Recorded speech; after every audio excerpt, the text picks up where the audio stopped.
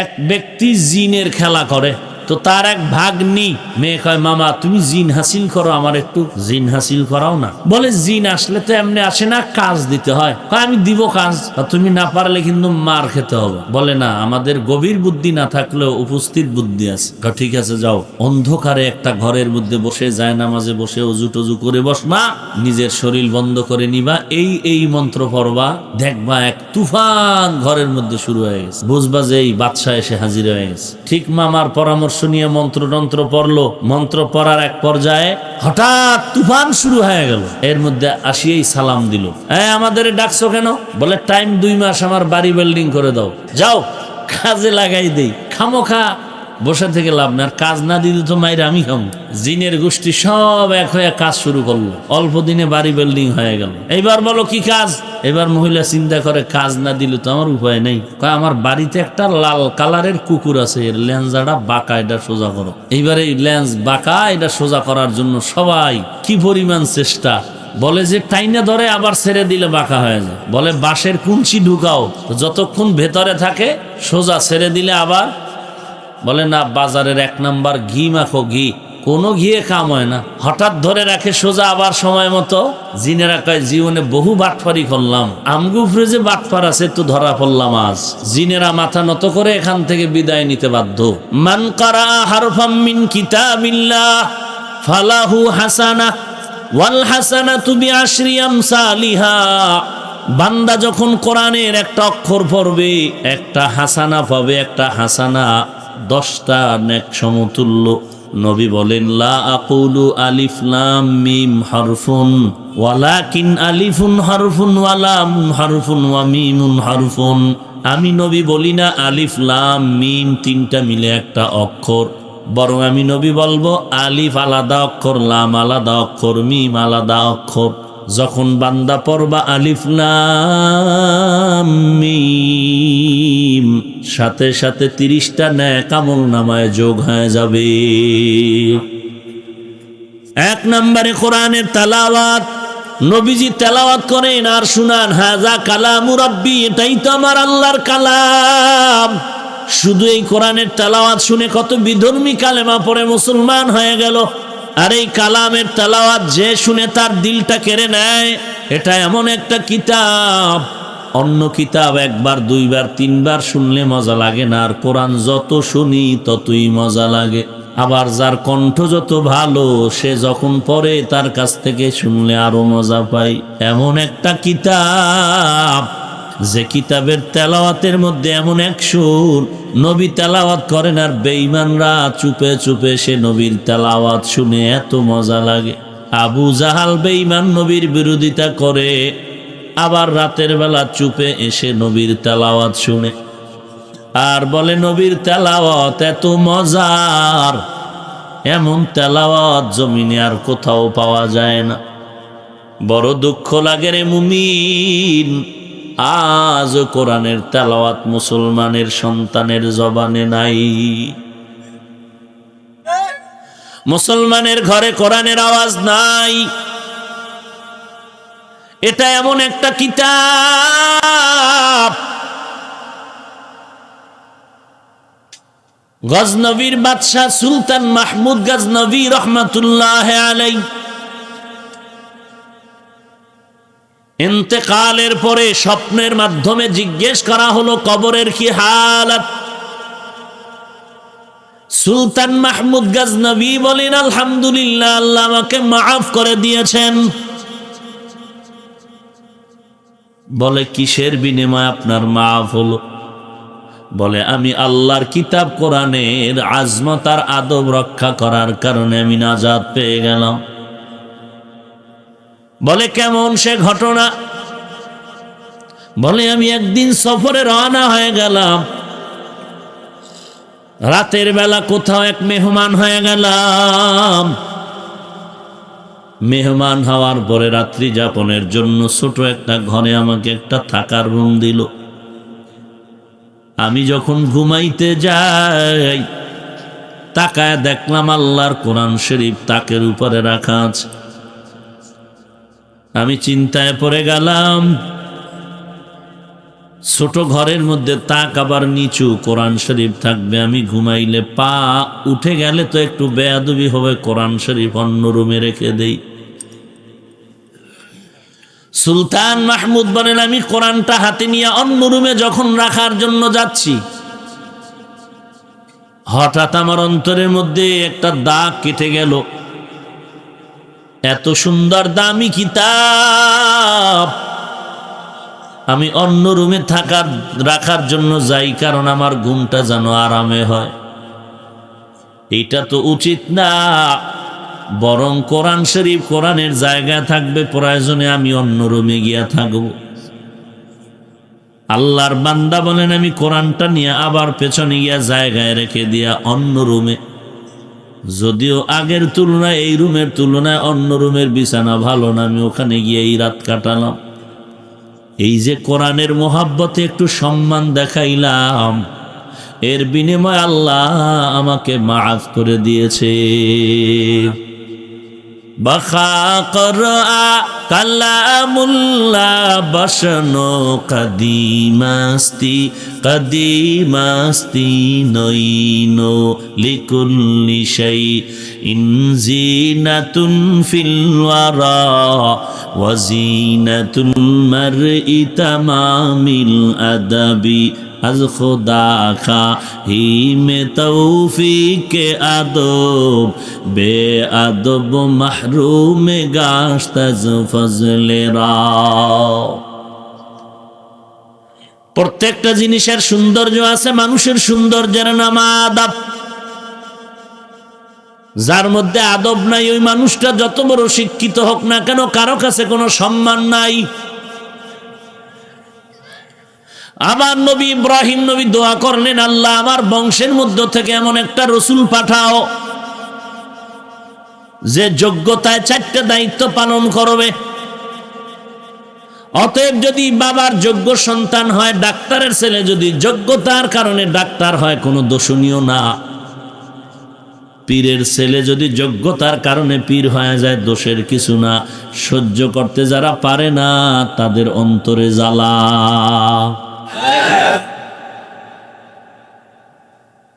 পীরের ছেলে পীর হয় কেমনে? যোগ্যতা থাকলে হবে, না থাকলে হবে। ভাইরা আমার, ইব্রাহিম নবী সিরিয়াল দিলেন 4টা। 1 নম্বরে তেলাওয়াত। আল্লাহ বলেন নবীর 4 দায়িত্ব। 1 নম্বরে তেলাওয়াতে কোরআন। ইব্রাহিম নবী বললেন 2 নম্বর দায়িত্ব কোরআনের ব্যাখ্যা। আল্লাহ বললেন না, 2 নম্বর দায়িত্ব হবে আত্মা শুদ্ধ করা। কারণ কোরআনের ইলম, ব্যাখ্যা, তাফসীর, বালাগাত, ফাসাহাত, এটা অন্তরে ঢুকায় রাখার জন্য অন্তর পবিত্র দরকার। কারণ কোরআন তেলাওয়াত তো হিন্দুরাও পারে। বহু হিন্দু কবিরাজ আমি দেখছি কোরআনের আয়াত পড়ে পড়ে মানুষের রোগ ভালো করে দেয়। বহু হিন্দু কোরআনের আয়াত পড়তে পারে কি পারে না? পারে। কিন্তু কোরআনের ইলম আর ব্যাখ্যা যার সিনায় ঢুকানো দরকার এবং সেই অনুযায়ী আমল, এটা গুনাহগার অন্তরের মধ্যে থাকবে না। অন্তরটাকে পবিত্র করা লাগবে। ইব্রাহিম নবী বললেন আত্মা পবিত্র করবে 4 নাম্বার দায়িত্ব। আল্লাহ বলেন না, আত্মা পবিত্র করার দায়িত্ব হলো 2 নাম্বার। কারণ আত্মা পবিত্র যদি না থাকে, কোরআনের মতো দামি ইলমের নূর ওই সিনায় থাকবে না।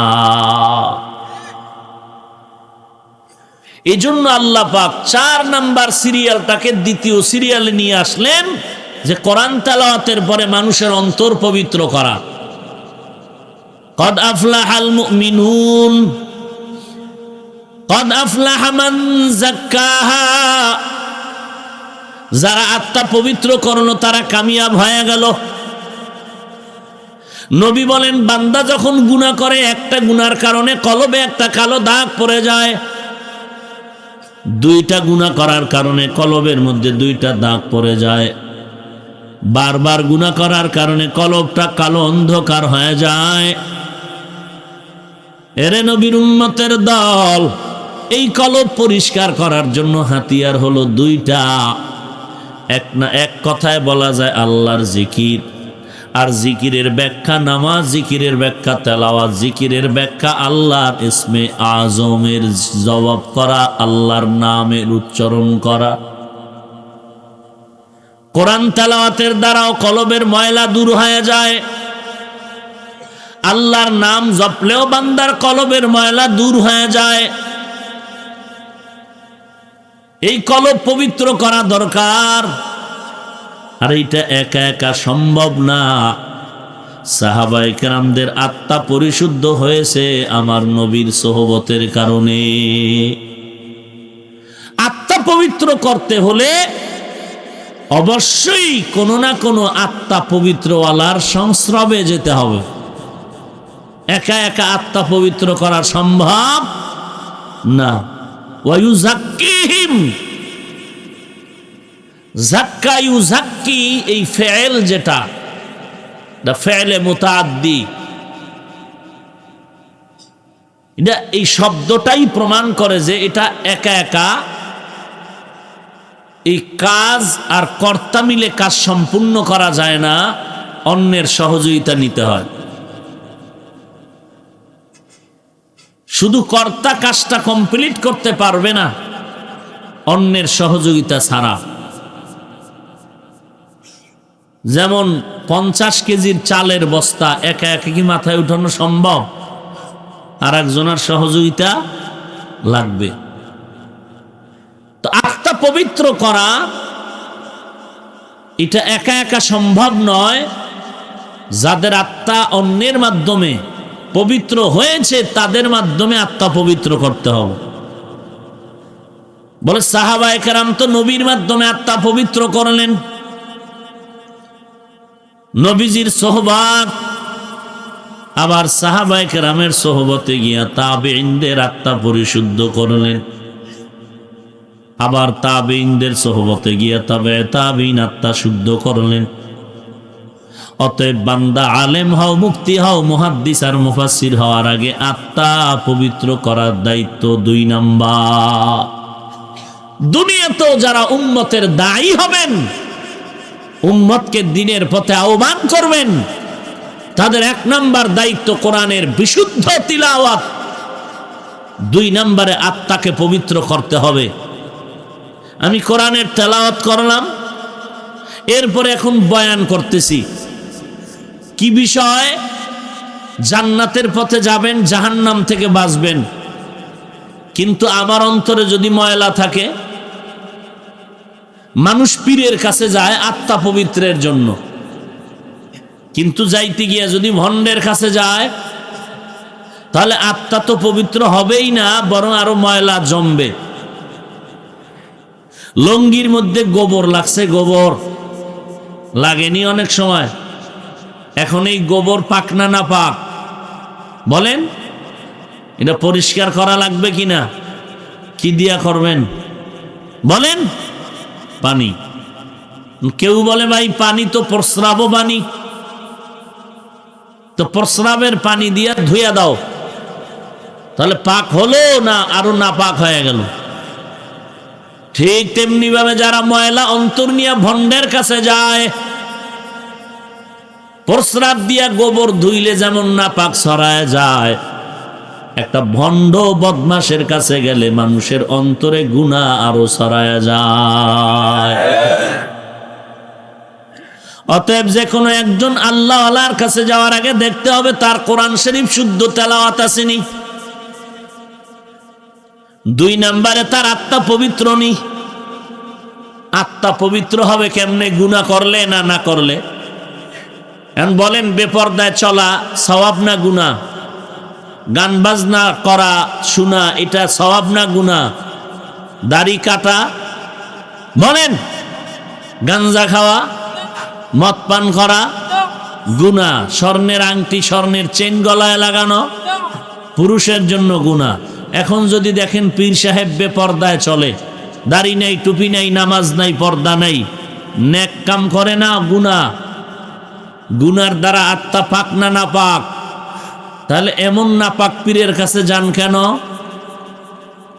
বুঝতে হবে ওই পীরের উদ্দেশ্য খারাপ, আপনার উদ্দেশ্যও খারাপ। আপনি যান পীরের কাছে ধনী হওয়ার জন্য, পীরও আপনার থেকে হাদিয়া নিয়ে ধনী বানায় দিবে জিনের তাবিজ দিয়া। আপনার দিলের খবর মাঝে মাঝে বলে দেয়। আপনি তো মনে করেন এটা তো মহা একজন বুজুর্গ, দিলের খবর বলে দিল। আমি সকালবেলা ম্যাডামের সাথে ঝগড়া করছি, আমার পীর বাবায় জানলো কেমনে? তাহলে এটা শুধু আমার বাবা না, এ বাবা আমার কাবা আর কাবা। আপনি নাউজুবিল্লাহ বললে কি হবে? মহা পবিত্র আজিম উশান ওরস মোবারক। দেখেন না চাঁদপুর থেকে কি পরিমাণ বাসে ব্যানার লাগায় দৌড়ায়? কি চাঁদপুরে নাই? আপনাদের এত অঞ্চলে নাই? মহা পবিত্র আজিম উশান বাসরঘর, অরস মোবারক। অরস মানে বাসরঘর, বুঝেন নাই? আল্লাহ মাফ করুক। আর সামনে বাড়া যাবে না এই বিষয়। কারণ এক ব্যক্তি জিনের খেলা করে, তো তার এক ভাগ্নি, পুরুষ না মেয়ে, মেয়ে কয় মামা তুমি জিন হাসিল করো, আমার একটু জিন হাসিল করাও না। বলে জিন আসলে তো এমনি আসে না, কাজ দিতে হয়। আমি দিব কাজ, তুমি না পারলে কিন্তু মার খেতে হবে। বলে না, আমাদের গভীর বুদ্ধি না থাকলেও উপস্থিত বুদ্ধি আছে। মহিলাদের গভীর জ্ঞান না থাকলেও উপস্থিত জ্ঞান আছে যথেষ্ট। ঠিক আছে যাও, অন্ধকারে একটা ঘরের মধ্যে বসে জায়নামাজে বসে অজু টজু করে বসবা, নিজের শরীর বন্ধ করে নিবা, এই মন্ত্র পড়বা, দেখবা এক তুফান ঘরের মধ্যে শুরু হয়ে গেছে। বুঝবা যে এই বাদশা এসে হাজির হয়ে গেছে। ঠিক আছে, ঠিক মামার পরামর্শ নিয়ে মন্ত্রতন্ত্র পড়ল। মন্ত্র পড়ার এক পর্যায়ে হঠাৎ তুফান শুরু হয়ে গেল। বৃষ্টি নাকি বাতাস, ঠান্ডা বাতাস। এর মধ্যে আসিয়েই সালাম দিল, আমাদের ডাকছো কেন? বলে টাইম 2 মাস, আমার বাড়ি বিল্ডিং করে দাও, যাও কাজে লাগাই দেই। খামোখা বসে থেকে লাভ না, আর কাজ না দিলে তো মাইরে আমি খামো। জিনের গোষ্ঠী সব এক হয়ে কাজ শুরু করলো, অল্প দিনে বাড়ি বিল্ডিং হয়ে গেল। এইবার বলো কি কাজ? এবার মহিলা চিন্তা করে, কাজ না দিলে তো আমার উপায় নেই। আমার বাড়িতে একটা লাল কালারের কুকুর আছে, এর লেঞ্জাটা বাঁকা, এটা সোজা করো। এইবার এই লেন্স বাঁকা, এটা সোজা করার জন্য সবাই কি পরিমাণ চেষ্টা। বলে যে টাইনে ধরে আবার ছেড়ে দিলে বাঁকা হয়ে যায়। বলে বাঁশের কুঞ্চি ঢুকাও, তো যতক্ষণ ভেতরে থাকে সোজা ছেড়ে দিলে আবার। বলে না, বাজারের 1 নাম্বার ঘি মাখো, ঘি। কোনো ঘিয়ে কাম হয় না। হঠাৎ ধরে রাখে সোজা, আবার সময় মতো। জিনেরা কয় জীবনে বহু বাটফারি করলাম, আমগো উপরে যে বাটফার আছে তো ধরা পড়লাম আজ। জিনেরা মাথা নত করে এখান থেকে বিদায় নিতে বাধ্য। তো আমি যে কথাটা বুঝাইতে চাই, যাদের দিল বাঁকা হয়ে গেছে ভণ্ডের দরবারের তবারক খাইয়া, এদের দিল বাঁকা না সোজা। এর যতই কোরআন হাদিসের ঘি লাগাইবেন, এর লেন্স আর সোজা হবে। অতএব ওদের নিয়ে আমগো ভাবনার টাইম নেই, আমগো এবাদতের সময় যায়। ওদের নিয়ে না ভেবে ওই পরিমাণ দরুদ পড়ি, কোরআন পড়ি, সওয়াব হবে। বাকি সুযোগ পাইলে 2-1 কথা বলবো শালীনভাবে, তবে হেদায়েত পাবে কিনা অসম্ভব। কারণ বেয়াদবের হেদায়েত খুব কঠিন, আর রসুলের সাথে যদি বেয়াদবি করে তো আরো কঠিন। এজন্য আত্মা পবিত্র করতে হলে একা একা সম্ভব। কথার কথা ধরে নেন, আমাকে আপনারা মোহাব্বত করেন, আপনাদের ধারণা হাফিজুর রহমান খুব ভালো মানুষ, টুপি আছে, দাড়ি আছে, নামাজ আছে, পর্দা আছে, কোরআন আছে, চমৎকার বয়ান, সবকিছু ঠিক। কিন্তু আমি কি জানি, আমি আল্লাহর কাছে সব থেকে বড় অপরাধী। যেমন আমার জাহিরি কোনো অপরাধ দেখা যায় না, কিন্তু আমার অন্তরের মধ্যে কিছু গুনাহ আছে। যেমন আমি মনে করি আমার থেকে বড় বক্তা কেউ নাই, এটা কবিরা গুনাহ। আমি মনে করি অন্যরা সব ছোট, আমার থেকে নিচে, এটাও কবিরা গুনাহ। আমি অন্যের ভালো সহ্য করতে পারি না, এটাও কবিরা গুনাহ। আমি ঘরে বসে অনেকের নাম নিয়ে দোষ চর্চা করি, এটাও কবিরা গুনাহ। ছোট না বড়? বলেন না কেন? তাহলে আমি সব ঠিক থাকার পরেও কি আমার গুনাহ আছে না নাই? ছোট না বড়? এই গুনাহ কই আছে? আমার অন্তরে। এই অন্তরের এই গুনার চিকিৎসা কে করবে? আমি তো মনে করি আমার থেকে বড় কেউ নাই, তো আমারে চিকিৎসা কে করবে? বলে তুমি যখন নত হইয়া কোনো একজন আল্লাহওয়ালার কাছে যাইবা, একজন খাঁটি আল্লাহর গোলাম তাকওয়াওয়ালার কাছে যাইবা, তখন তুমি তাকে মানবা। মানতে গেলে তিনি তোমাকে ঔষধ দিবে রুহানিয়াতের। ওই ঔষধ যখন সেবন করবা, তখন তোমার এই অন্তরের এই রোগগুলো দূর হয়ে যাবে। এটা একা একা সম্ভব না, বরং একা একা যতই আগাচ্ছি অহংকার বাড়তেছে। কিন্তু যখন একজন মুরব্বীকে আমি মেনে চলব, তখন সে আমাকে যে কথাটা বলবে আমি তার কথাটা মূল্যায়ন করব। যে আমার হুজুর বলছে অহংকারী হওয়া যাবে না, বড় বড় ঔষধ আমাকে দিবেন, ঘটনার মাধ্যমে বুঝাবেন, দোয়া করবেন। কারণ আমার থেকে ওই ব্যক্তি আরো আগানো, কারণ সে সাধনা করে করে করে করে তার আত্মাটারে আরো কন্ট্রোলে করেছেন তিনি আরেকজন বুজুর্গের মাধ্যমে। অতএব নবীজির 1 নাম্বার দায়িত্ব কোরআনের তেলাওয়াত, 2 নাম্বার দায়িত্ব আত্মাকে পবিত্র বানানো। ইয়া আইয়ুহাল্লাযীনা আমানুত্তাকুল্লাহ, ইয়া আইয়ুহাল্লাযীনা আমানুত্তাকুল্লাহ ওয়া কুনু মা'আস সাদিকিন।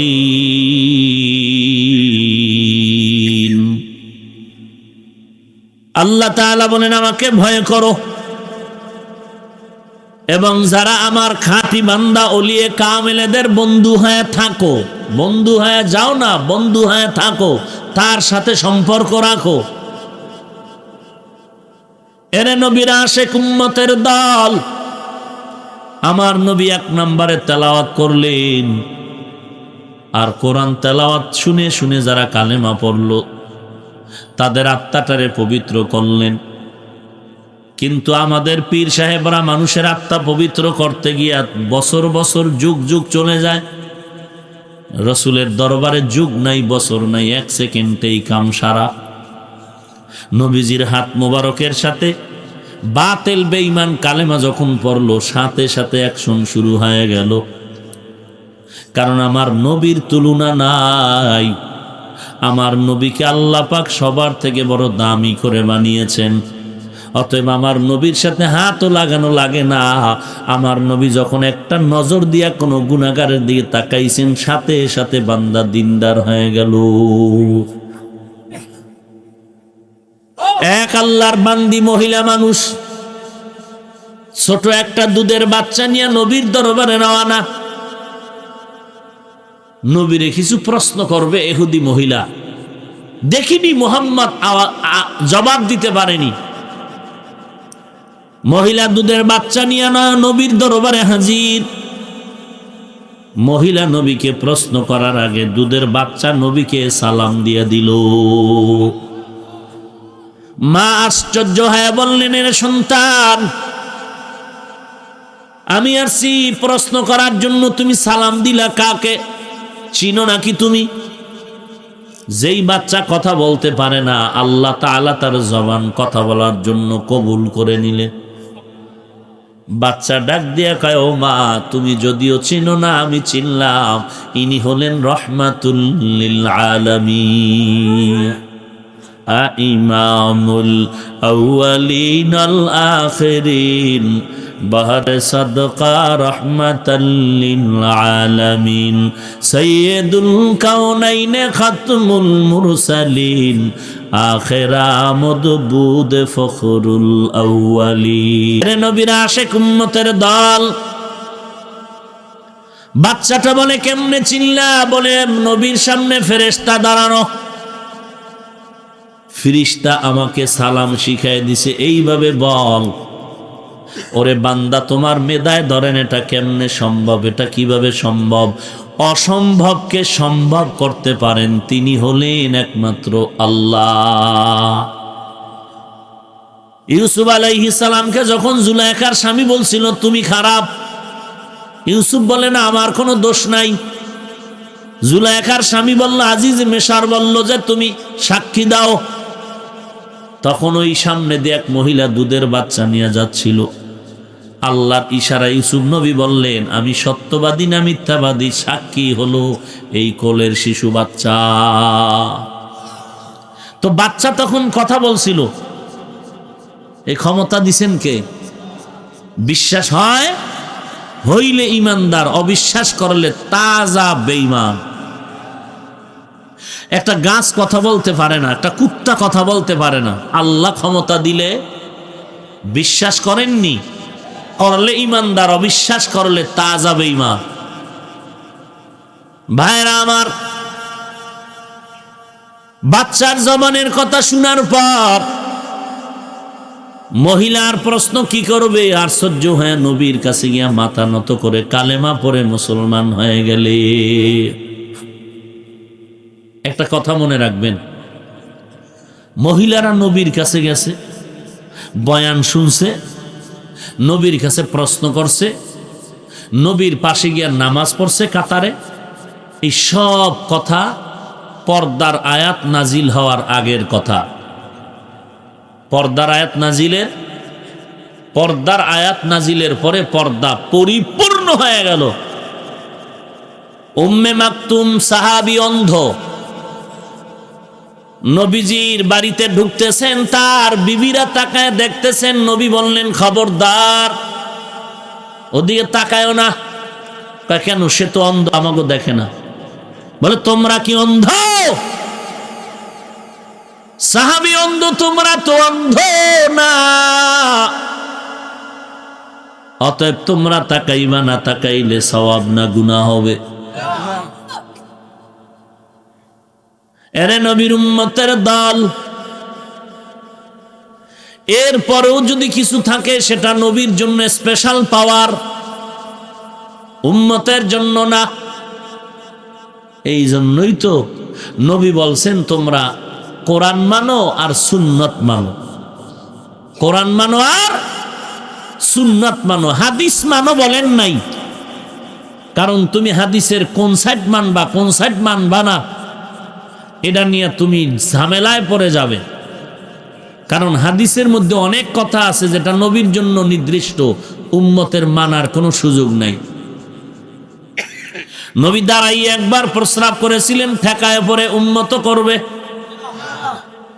তা কেন? আপনি যদি বলেন হাদিস আছে আমিও করি, এটা হলো অতি চালাক।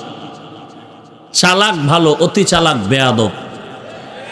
চালাক ভালো, অতি চালাক। নবী 11টা বিয়া করছে, তোমরাও করো। কেন? হাদিসে আছে। এজন্য নবী বললেন, সুন্নাত মানো, আলাইকুম বিসুন্নতি ওয়া সুন্নাতিল খুলাফাইর রাশিদিন আল মাহদিয়িন। শুধু আমার না, আমার খোলাফায়ে রাশিদিনের তরিকাও মানো। শুধু নবীর সুন্নাত না, খোলাফায়ে রাশিদিন তাদের সুন্নত মানো। অতএব আমরা যারা 20 রাকাত তারাবি পড়ি, নবীজির এটা সুন্নত না, এটা সাহাবায়ে কেরামের আমল। বুঝেন না কথা? আমরা সাহাবাদেরকে মানি কি মানি না? এজন্যই আমাদের হেডিং হলো আমরা আহলে সুন্নাত ওয়াল জামাত। আমরা নবীর সুন্নত মানি, সাহাবায়ে কেরামের জামাত কেউ মানি। এজন্য আমরা আহলে সুন্নাত ওয়াল জামাত।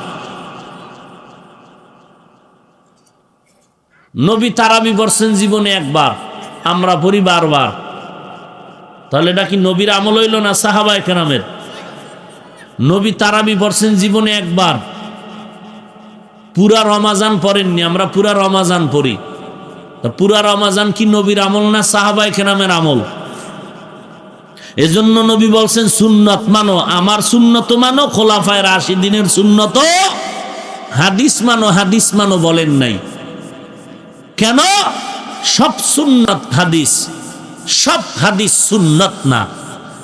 সব সুন্নত হাদিস, সব হাদিস আর সব সুন্নত পালনীয়, সব হাদিস পালনীয় নয়। কথা বোঝেন নাই? উম্মত মানবে কি হাদিস না সুন্নত? সুন্নত সব হাদিসে আছে না নাই? আছে না নাই?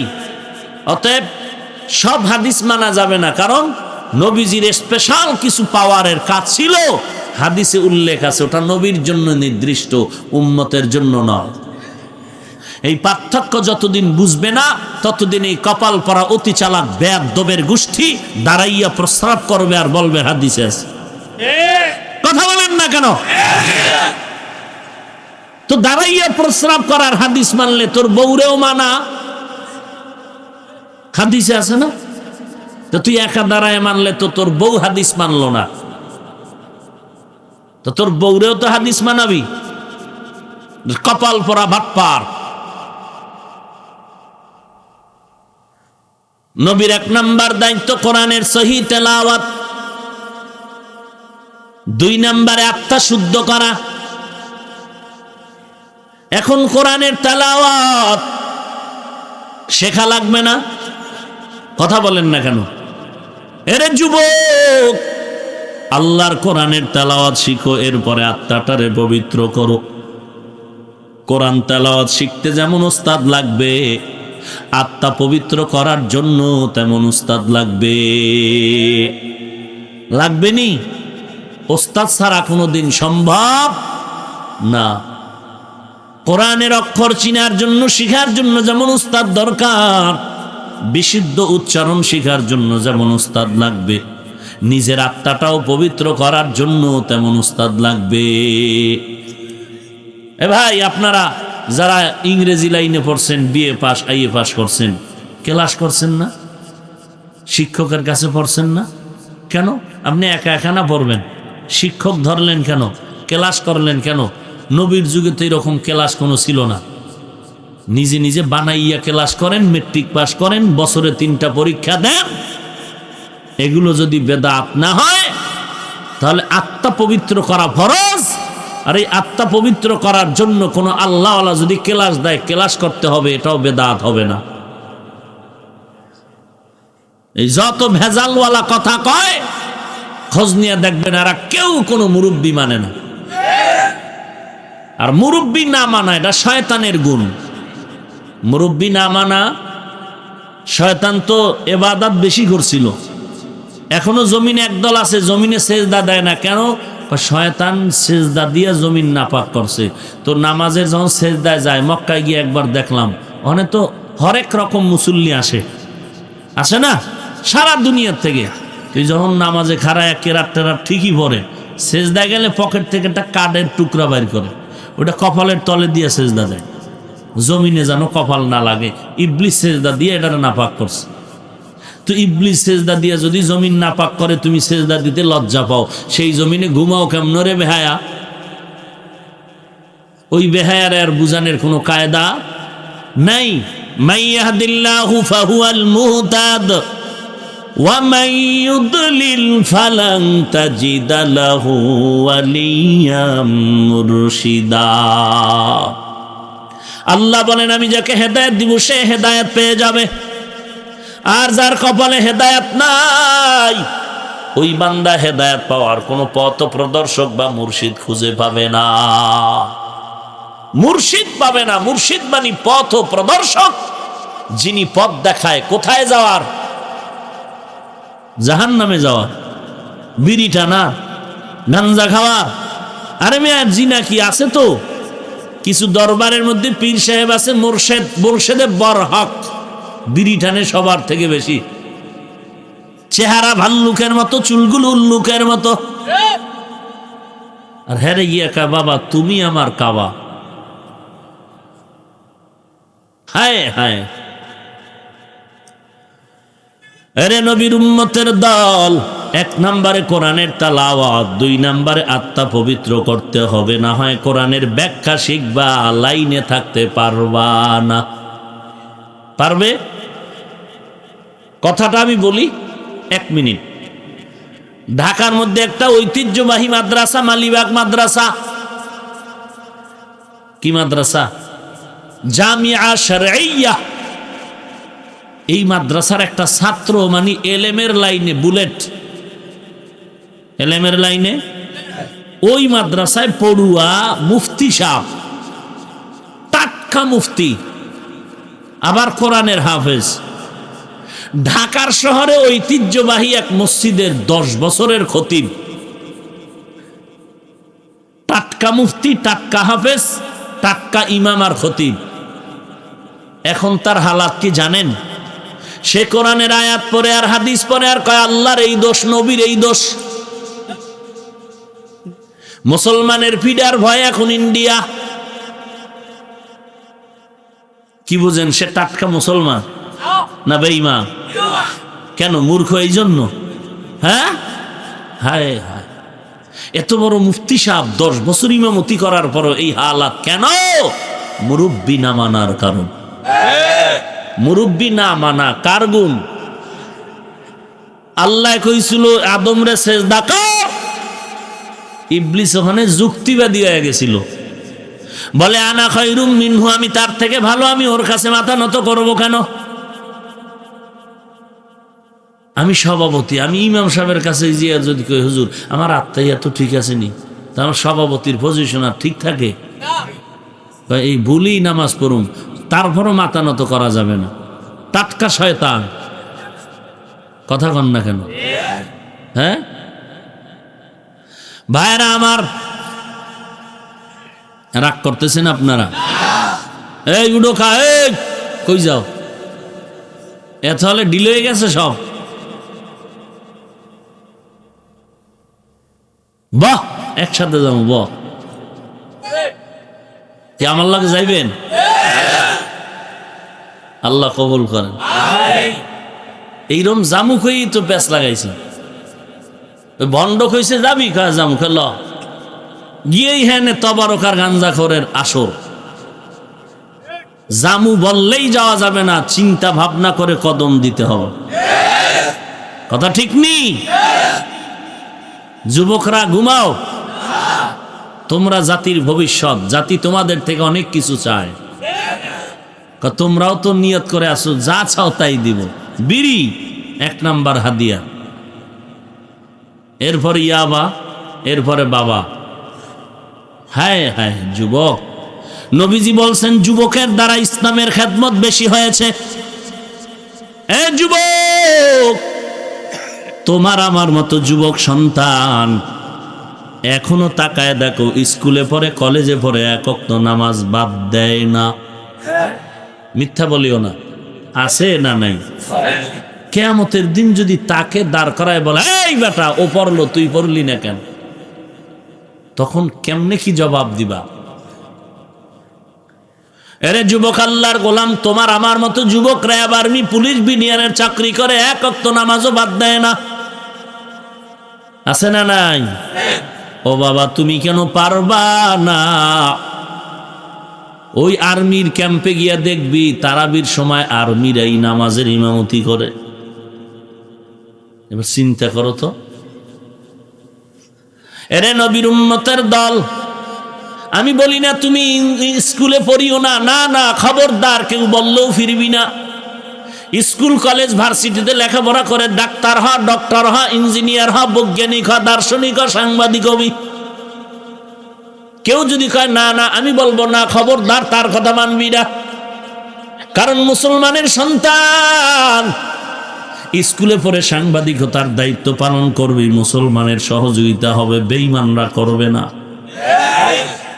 তুই ডাক্তার হইয়া মুসলমানের গৌরবের একমাত্র মিনার হয়ে দাঁড়ায় থাকবি, কারণ বেঈমানেরা যদি কয় মুসলমানের সাথে যুদ্ধ লাগবে, ওদের ঔষধ দিব না, তুমি আমার মুসলমান ভাই ডাক্তারি পড়িয়া দাঁড়ায় বলবা বেঈমানের বাচ্চারা তোরা যদি মুসলমানের ঔষধ না দাও, আমরা মুসলমান ডাক্তার মুসলমানের জন্যই যথেষ্ট।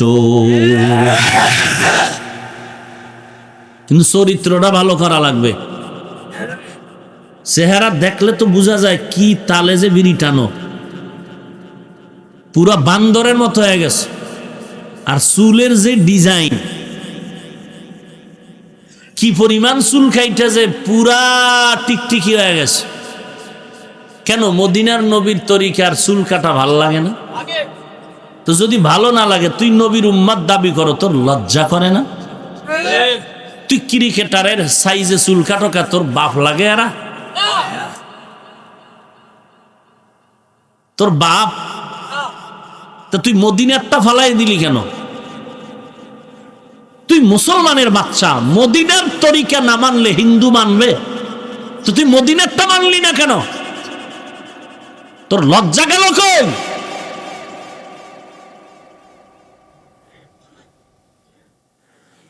দুনিয়ার কোন বিধর্মীরা তো নবীর আদর্শ মানবে না মুসলমান ছাড়া, অথচ তুমি মুসলমান সন্তান। দেখো তোমার মতো যুবকই ঠিক চুলগুলো নবীর তরিকায় কাটে, স্কুল কলেজে পড়ে, আছে না নাই? পাগড়িও পাগড়িওয়ালা নাই? জগন্নাথ বিশ্ববিদ্যালয়, জাহাঙ্গীরনগর বিশ্ববিদ্যালয়, ঢাকা কলেজে গিয়ে দেখ, একটা কলেজের ছাত্রের দিকে তাকায় দেখবি মনে হয় যেন বাইতুল মোকাররমের খতিব। তুমি পারো না কেন? আল্লাহর কাছে তওবা করে নাও। ও আল্লাহ, এক নম্বরে নবীজির দায়িত্ব আমাদের উম্মতের উপরে আছে। নবীর ওই দায়িত্বগুলো নবী আমাদের কাছে রেখে গেলেন, আর নবী আসবে না। ও আল্লাহ, আজকে থেকে তওবা করলাম, আর কোরআন তেলাওয়াত ভুলবো না। মাবুদ, তুমি আমারে তৌফিক দাও। দৈনিক 1 ঘন্টা সময় দিবি। দৈনিক কয় ঘন্টা? তো 24 ঘন্টা থেকে আর থাকলো কত?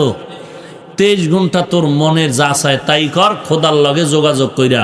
শুধু 1 ঘন্টা দিবি মসজিদের ইমামের কাছে, ফজরের পরে দে অথবা ঘুমের আগে এশার পরে দে, শুধু কোরআন শরীফ পড়ার জন্য।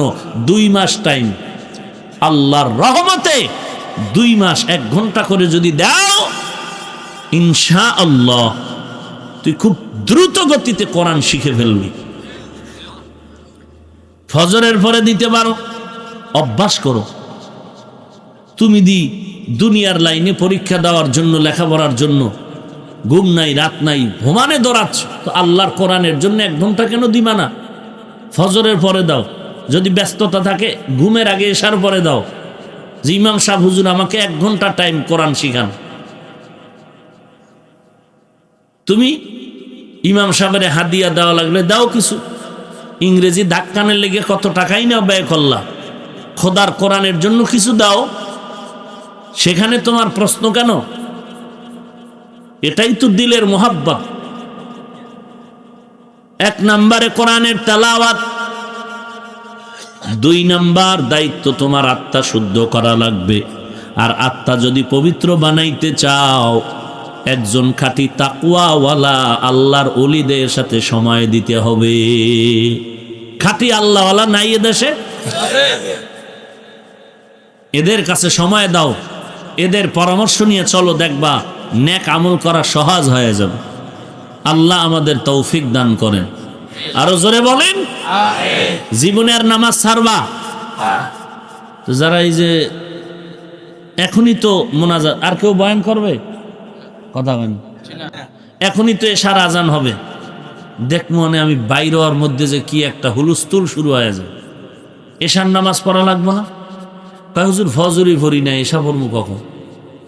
ফজর পড়ি নাই, জহুর পড়ি নাই, আসর পড়ি নাই, মাগরিব না, এশা তো পরে বাড়ি যেয়ে পড়ো।